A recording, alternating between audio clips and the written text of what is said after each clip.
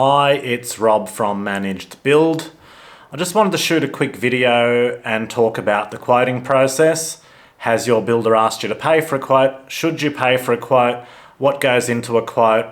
They're all the topics I want to cover. So diving right in, I think to put it in context, let's say for a $500,000 renovation, I generally find a proper itemised quote and take off for that takes the best part of 3 to 4 days.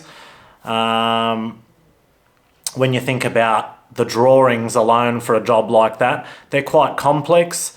And when you think about a drawing and you start dissecting it, you've got the structural elements, the floors, the walls, the demolition if there is any, the excavation. So all those, there's a lot of moving parts. All those things need to be completely dissected and broken into meters, square meters, obviously labour rates, and then you've got contingencies, waste, etc., etc. So when you think about the process, it's quite time consuming. We do get people that ask us for a ballpark figure. We hate giving ballpark figures out. We think they can be misleading, and they can actually put someone in a position where the client gets a ballpark figure when there wasn't enough information, and they start planning a build and start planning finance and spend money on drawings or spend money on approvals, and all of a sudden find out the job's going to cost a lot more than what they anticipated at the front end. Certainly no one wants that. There are builders we've noticed, and I've seen this before, that will give you square metre rates.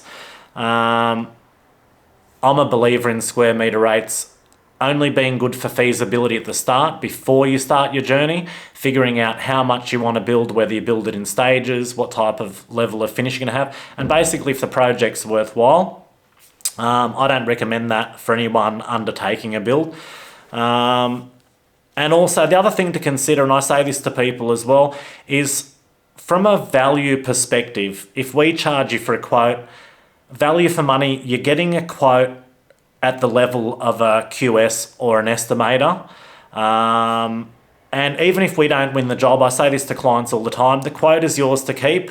We've put the time in. So even if you want to go own a builder or negotiate with another builder, at least you've got a document that shows you what you should be paying and the quantities that are in the job, which is invaluable for planning purposes and for negotiating. I do see builders throwing square metre rates around, and I think that's the only other time that can be useful is for a project or a volume home builder, because they're building the same thing over on greenfield sites. So yeah, that's just another thing to consider when someone gives you a ballpark figure.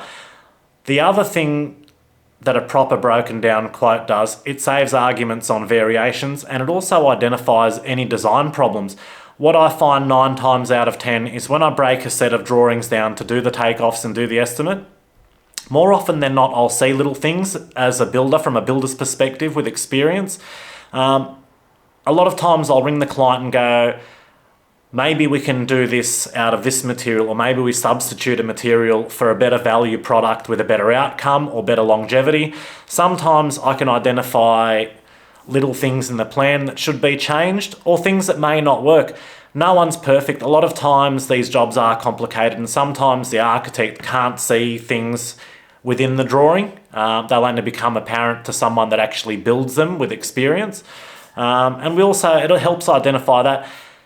The other thing I wanted to point out was it's a really good way for a client or a homeowner to gauge what type of builder they're dealing with. For example, I think every job should have full-time supervision. I think it's invaluable. You want to make sure when you're spending a few $100,000, every part of that job is carried out correctly and nothing's been skipped, because a problem at the very beginning of the job can be really costly 5-10 years down the road when everyone's cleared out and there's no warranty.